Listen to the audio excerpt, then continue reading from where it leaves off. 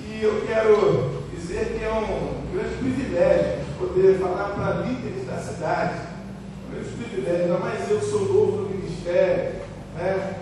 Eu há poucos anos na caminhada, aprendendo muita coisa, e tenho aprendido demais com os irmãos, mas entendemos que o Espírito de Deus está sobre todos nós. Amém? O chamado está sobre todos nós. E é o mesmo Espírito que opera tudo em todos e age por meio de todos.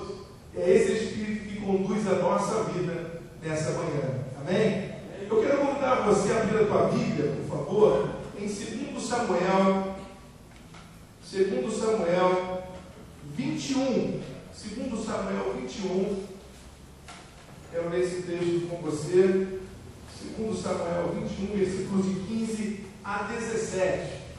2 Samuel, no capítulo 21, versículos de 15 a 17. Quem não tiver Bíblia, o crente mais próximo, por favor, achegue-se aquele que não trouxe sua Bíblia. Bom, 2 Samuel, no capítulo 21, versículos de 15 a 17.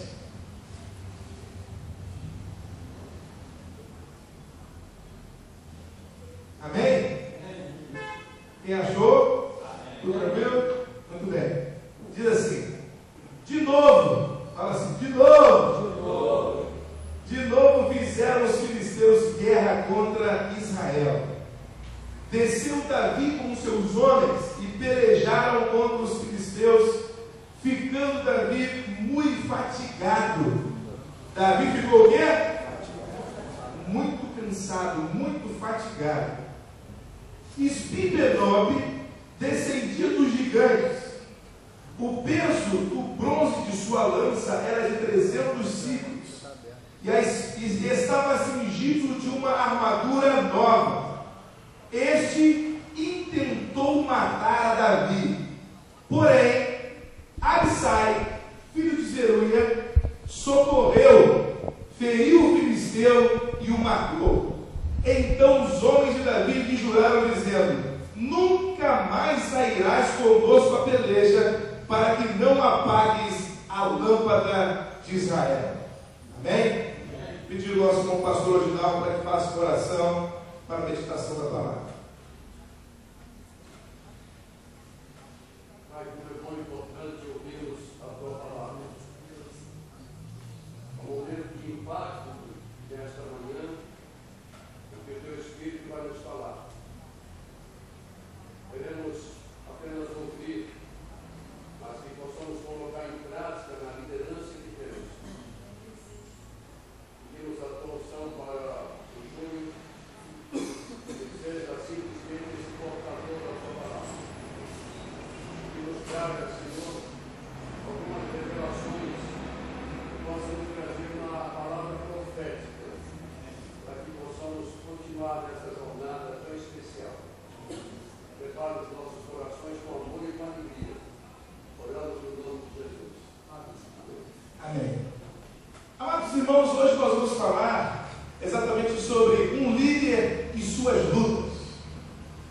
Um líder e suas lutas. É muito importante, se você olhar esse contexto aqui, Davi, juntamente com seus homens, estava lutando com 4 gigantes. 4 gigantes. E aqui desenrola todo esse contexto do versículo 22. Mas é interessante, por que estou falando sobre isso? Porque o pastor, a vocação do pastorado, é a mais sublime de todas as vocações. John Joel, no seu livro O Pregador, Sua Vida e Sua Obra, diz que vocação é quando todas as portas estão abertas, mas você só anseia entrar pela porta do ministério. São algemas invisíveis. Deus chama pessoas diferentes. Deus, em circunstâncias diferentes e idades diferentes, chama pessoas para o ministério. Chamou Jeremias no ventre da sua mãe. Chamou também Isaías no momento de crise nacional.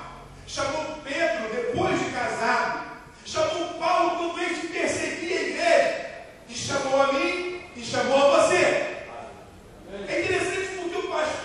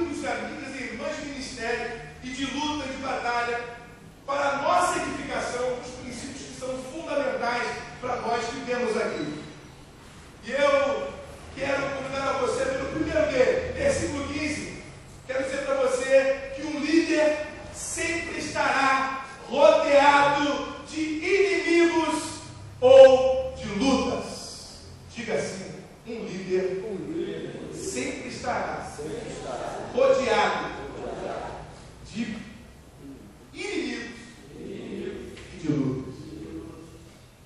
Você pode falar, mas como, pastor? Será que então eu tenho que viver toda a vida vivendo luta? Calma, irmão.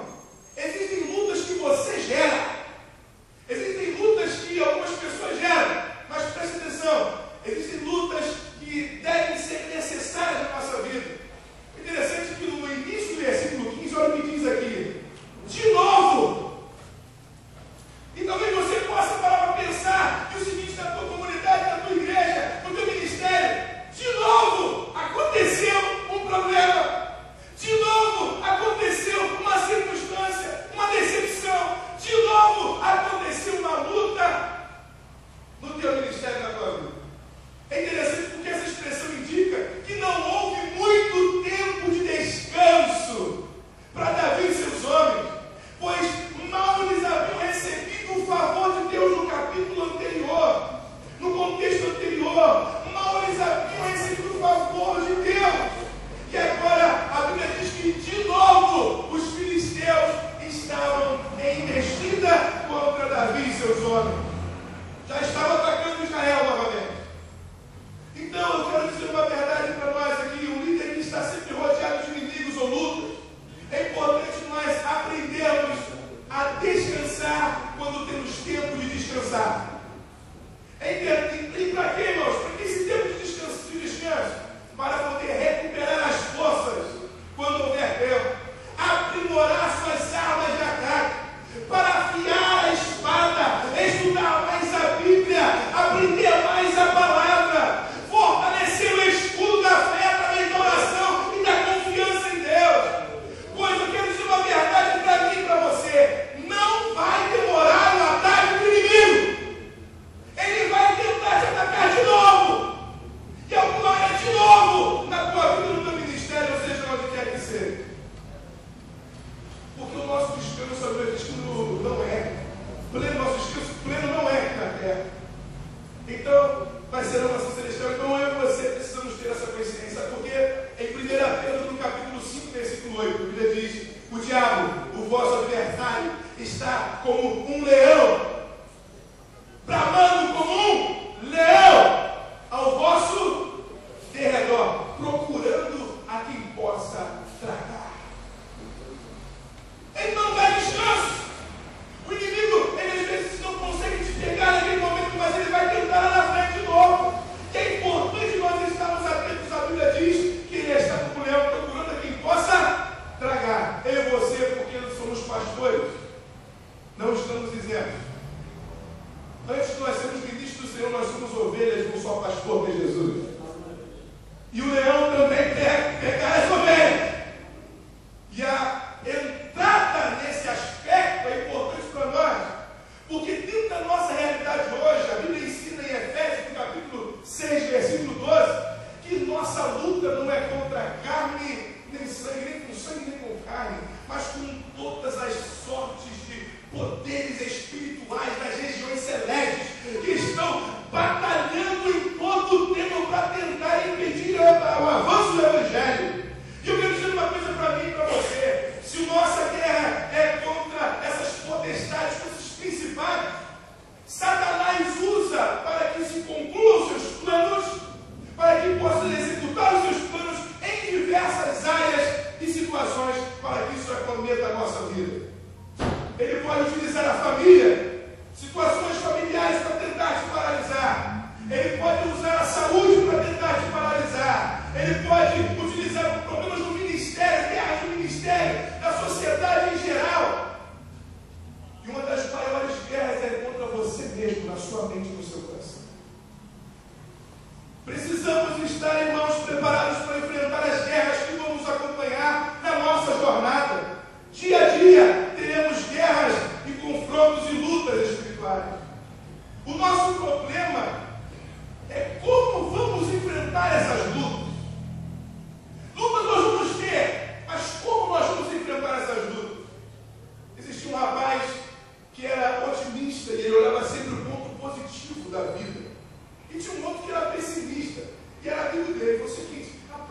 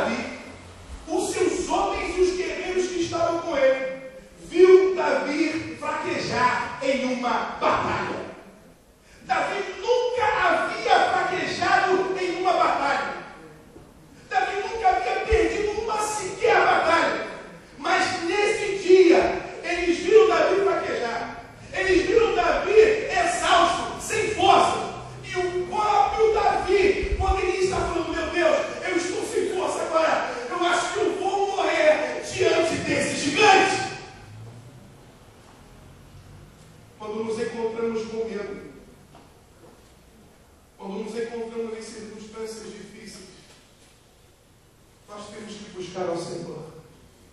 E é interessante porque um certo general que foi de guerra no Pacífico, herói de guerra no Pacífico, dizia para os seus liderados: soldado meu, ou ele avança ou fica firme, senão ele não serve para ser meu soldado. Assim a Bíblia diz para nós, em Hebreus no capítulo 10, versículo 38 e 39: o meu justo viverá pela fé, e se retroceder, não se compraz a minha alma. Nós, porém, não somos daqueles que retrocedem para a perdição, somos, porém, da fé para a conservação da alma. Quantos estão aqui na fé, irmãos, que não retrocedem, que não param? Dê um aplauso ao Senhor e glorifique o nome dele nessa manhã, porque nós não somos daqueles que retrocedem. É importante entendermos, irmãos, que em meio às batalhas, às vezes nos encontramos cansados. Eu quero dizer que muitas vezes nós temos que fazer isso, cansados e exaustos, por diversas circunstâncias. Mas eu quero chegar no céu. Quem quer chegar no céu comigo? Irmãos, eu posso me arrastando, de joelho, engatinhando. Se tiver uma linha de chegada no céu, eu quero pelo menos botar um dedinho para passagem. Mas eu quero chegar lá. Por isso mostra que Davi, mesmo exausto, não estava bastando na arma. Ele estava batalhando. Mas calma. Não está só por aí. Tem um outro princípio que nós precisamos entender. Sabemos que nós temos essa pegada de fé, de tal, de avançar, de conquistar, de partir para dentro, não desistir. Mas eu quero te chamar a atenção para um outro princípio que Deus falou comigo. É que um líder deve discernir o seu cansaço. Um líder deve discernir o seu cansaço. Davi, como eu disse anteriormente, era um lutador de grande vitória. O cara ganhava tudo. Queria ter vitória na guerra, botava Davi na frente, ele consultava a Deus e era vitória. Mas o seu povo e toda a sua liderança sempre viram Davi como um herói de guerra. E as pessoas não olham você, pastor, você, pastora, você, ministro, você, líder, como o cara, a pessoa de referência. Não vem você como referência? Nos vem como referência. É interessante porque, como um grande conquistador, aquela pessoa que em todas as batalhas vai sair como vencedor. Mas é interessante que Davi se cansou, fatigado, e ele estava exausto. Por isso, os seus líderes se assustaram porque viram seu rei quase morrer pela primeira vez. Talvez esse seja um dos grandes erros de nós que aqui estamos hoje. Um dos grandes erros quando nós não discernimos os nossos cansaços como líder. E isso é interessante porque muitas vezes não prestamos atenção que não somos feitos somente de espírito. Nós não somos feitos somente de espírito. Nós temos um corpo que muitas vezes nós negligenciamos o descanso. Muitas vezes nós negligenciamos a nossa alma, nossos sentimentos, nossas emoções, e achamos que somos só espírito. Eu quero dizer que o cansaço abre brechas para o inimigo. Davi, quando ele cansou, espipenou, olhou para ele, falou assim: ele está cansado, é agora que eu vou cortar a cabeça de Davi. Quando você cansa, o inimigo, opa, essa é a melhor oportunidade para eu atacar. Está dando para entender, irmão? O Espírito Santo começou a trazer sobre o coração e o cansaço abre brechas gigantescas, pois se vamos à batalha cansados, damos muita vantagem para o inimigo. Davi quase morreu e não tinha mais o mesmo vigor. A sua idade já era avançada, não era mais um garotão, já não tinha mais a mesma pegada. Precisamos discernir o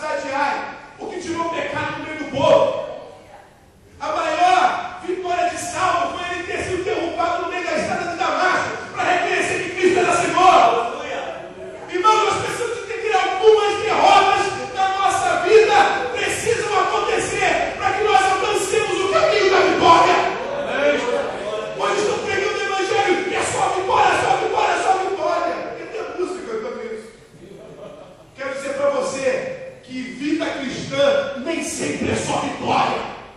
Se você olhar para a vida dos apóstolos, nenhum teve moleza, meu irmão. Eles eram criticados, caluniados, falavam mal deles, batiam. Ele era apedrejado, jogado no canto e saía de lá, dizendo: bom é sofrer pelo Evangelho, bom é sofrer pela causa de Cristo, e nós estamos perdendo a visão do que é reino de Deus. Estão pregando o Evangelho que tudo é bom, tudo é bonitinho, tudo eu posso conquistar. Mas esquece de conquistar um caráter íntegro de Jesus Cristo, de mostrar a sua vida como um representante de Cristo aqui na terra. A nossa maior vitória é quando discernimos que somos fracos e estamos fracos, pois é aí que Deus nos fortalece, nos faz fortes. Vivemos para Ele, dependemos dEle, pois Ele é o Senhor.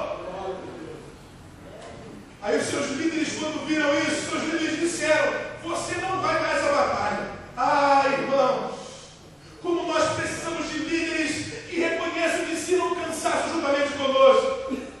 Eu estou falando isso, sou novo, mas tem muita gente que já está carejada na caminhada do ministério, e algumas áreas do seu ministério já estão cansadas.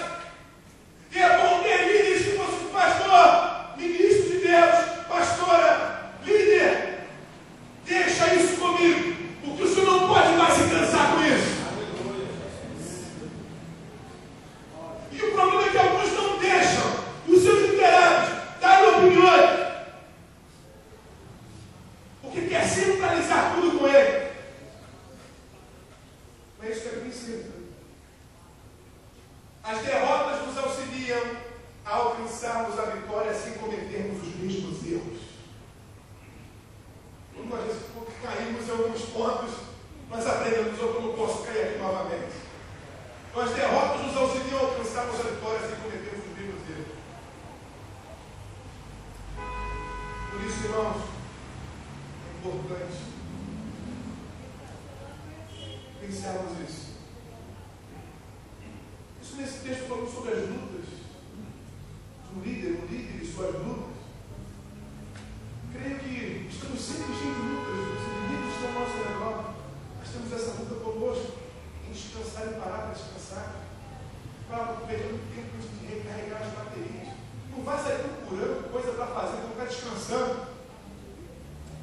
Ai, não consigo ficar parado, eu não consigo nem fazer alguma coisa. Vai recarregar as baterias, amolar as armas, se preparar no escudo, vai se preparando para a guerra, porque o inimigo vai vir te atacar novamente. E o terceiro princípio aqui que eu vejo nesse texto, dentre muitos irmãos, eu separei para isso porque nós temos um tempo reduzido, não podemos ser tão prolixos.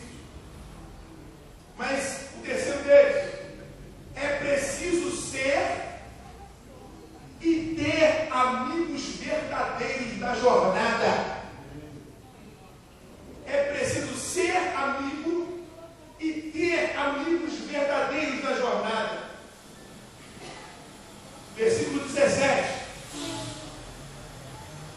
E por isso, antes de lermos o versículo 17, por isso o Copec se propõe a ser um lugar de criar novos relacionamentos, para que eu e você possamos nos conhecer, sermos amigos uns dos outros e poder ser um agente de Deus na vida do povo.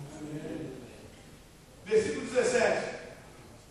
Porém, Absai, filho de Zeruia, socorreu, feriu o filisteu e o matou. Então os homens de Davi lhe juraram, dizendo: nunca mais sairás conosco a peleja, para que não apagues a lâmpada de Israel. É interessante porque existem pessoas que não valorizam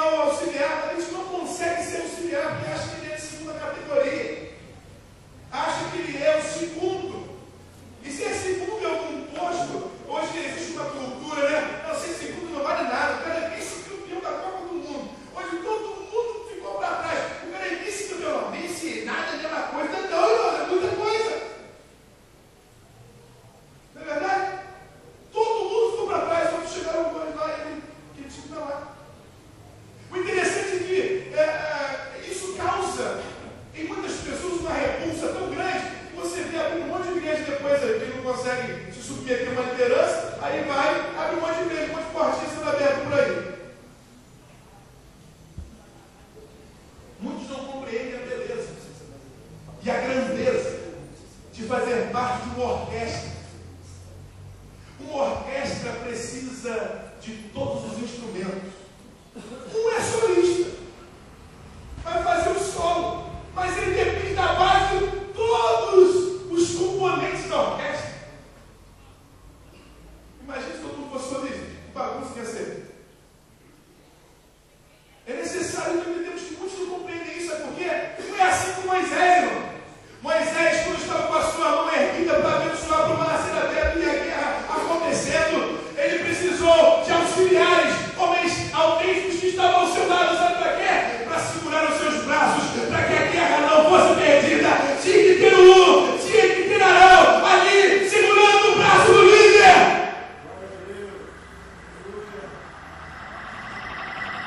Foi assim que Paulo, quando ele começa a escrever as cartas, e Paulo é um camarada que falou de tantas verdades teológicas, tantos conteúdos práticos para a igreja, de tratados teológicos, a coisas simples, práticas, com grande conhecimento. Um homem erudito também reconhece a ajuda dos irmãos. Quero agradecer a Epafrodito, aquela irmã que nos acolheu, aquele irmão que nos acolheu. Eu quero agradecer pela ajuda.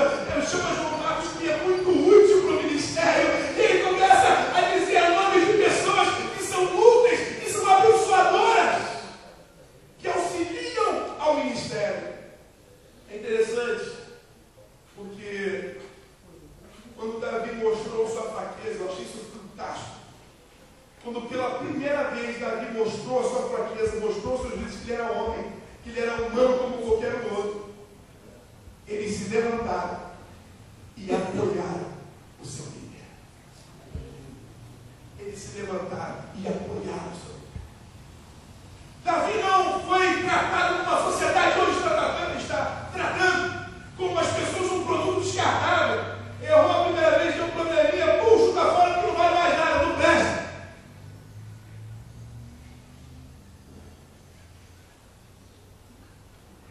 Os líderes apoiaram Davi e falaram assim: não, nós continuamos e vamos te proteger agora. Eles amavam Davi demais. Eles amavam muito Davi. E é interessante isso, porque hoje tudo está ficando descartável. E isso tem sido uma marca. Sabe por quê? Porque tudo hoje tem câmera digital, né? Você pega a câmera digital, descartável. Você tirou as coisas, joga fora. Você tem um monte de coisa descartável, copo descartável, talher descartável. Você tem tudo descartável, você acaba acostumando tudo assim. Veste muito rapidinho, acabou, jogou fora, tá tudo certo. Relacionamentos não podem ser assim. Relacionamentos verdadeiros não podem ser assim. Ou nós somos amigos e temos amigos, ou então a gente vai estar agindo como pessoas que descartam das outras. E eu quero ver com você nesse versículo 17, porém Abissai, diga assim, Abissai. Esse homem foi aquele que salvou Davi. E eu quero liderar uma palavra para mim e para você aqui. Que Deus te dê muitos abissais para estarem do teu lado, para quando perceberem que você estiver fraco, seja o teu socorro no momento da tribulação. Abissai socorreu. Abissai era um valente de Davi, que estava por perto para salvá-lo. Desde o início que Davi foi ungido como rei, e Saul começou a perseguir. Você pode ver toda a história de Abissai. Abissai estava lá coladinho com ele, fiel, generoso, um homem que estava ali junto, leal. Uma coisa é certa, irmãos, eu sempre digo isso. Se há alguém que não é leal a você no ministério, é melhor que essa pessoa nem fique com você, porque ela vai causar problemas. Se Deus quer que eu não transforme a lealdade da pessoa, eu vou transformar a lealdade dela.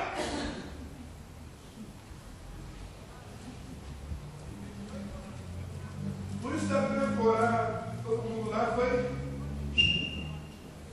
ceifado da terra, ceifado da terra, porque não foram leais às suas lideranças. Abissai, um homem leal a Deus, um homem leal a Davi, que estava por perto para salvá-lo. E ele pegou, e eu começo a imaginar esse bebê olhando e vendo Davi, de repente, lutando, se esforçando, como muitas vezes nós estamos, com a nossa força, toda a nossa força, e lutando com aquela espada. E de repente ele começou a ver Davi, os reflexos de Davi mudando. Os reflexos de Davi já não estava tão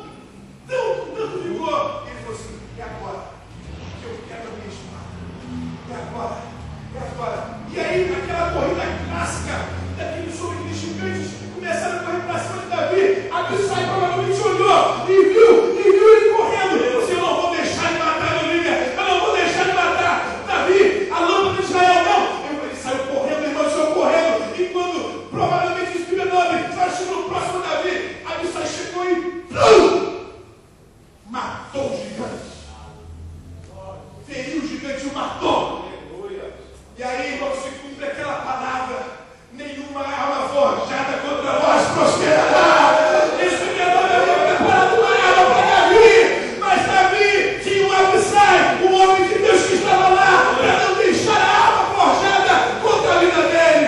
Meu irmão, nessa manhã eu quero dizer uma coisa para você. Se você é um homem de Deus, uma mulher de Deus, precisamos estar urgentemente atentos a isso. Davi tinha muitos inimigos no início, não falei, irmão? Não falei? Muitos inimigos, mas ele também estava envolvido de muitos amigos. Foram eles que protegeram Davi, não deixaram mais ele se cansar e ir para a guerra desnecessariamente. Quero dizer para você, nós estamos nesse lugar para criarmos relacionamentos, para sermos amigos uns dos outros. Sabe por quê? Porque no dia que você precisar, meu irmão, eu vou estar à disposição para te ajudar. Porque no dia que eu precisar, eu vou querer a tua ajuda. Temos que ser amigos uns dos outros. Irmãos, não estou falando de ideia ministerial. Cada um tem uma unção que Deus liberou no seu ministério. Cada um tem uma maneira de agir no seu ministério. Deus, ele separa a multiforme graça de Deus. E a Bíblia diz isso em 1 Pedro, no capítulo 5, versículo 10. Seis bons dispenseiros, conforme o dom que cada um recebeu, da multiforme graça de Deus. Deus não tem padrão estabelecido, irmão. A multiforme graça se manifesta nos nossos ministérios, nas nossas vidas, individualmente e coletivamente. Mas relacionamento nós só podemos desenvolver quando estamos juntos. Tem gente que não valoriza isso aqui. Eu estou aqui porque eu valorizo. E sempre frequentei aqui, mesmo não sendo vice-presidente. O Reginaldo está aqui, que foi meu presidente várias vezes. Sempre estou aqui, os irmãos sabem que convivem e caminham conosco. Eu valorizo isso aqui. Porque já tiveram pessoas aqui que precisaram da minha ajuda e eu me coloquei à disposição. Porque eu entendo que eu preciso ser um Abissai de Deus para a vida das outras pessoas. E eu quero motivar você nessa manhã. Apesar de ter muitos inimigos, apesar de muitas vezes nós estamos cansados, nós precisamos entender que a nossa luta, ela já é vencida por aquele que morreu na cruz por nós. Mas temos que estar nele, discernir o cansaço e, sobretudo, sermos amigos uns dos outros. Sabe? Para a gente poder ajudar um ao outro. Só pode dar um gesto de gratidão quem recebeu gratidão. Só pode ajudar quem foi ajudado.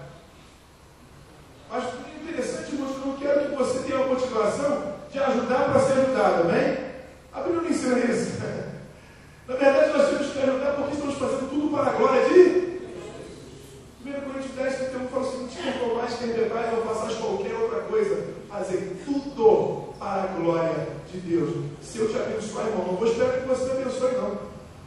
Eu vou te abençoar porque eu quero te abençoar. Eu quero ser uma Abissai de Deus para a tua vida, em nome de Jesus. Sabe por quê? Porque muitas pessoas, muitos ministérios, muitos pastores que não estão aqui, ou que estão aqui, muitos talvez com sua comunidade lá pequena, outros com suas comunidades grandes, muitos não vão ser reconhecidos diante dos homens da igreja. Mas o melhor reconhecimento é o que você vai ter diante de Deus. Esse é o reconhecimento. Por isso a Bíblia em 1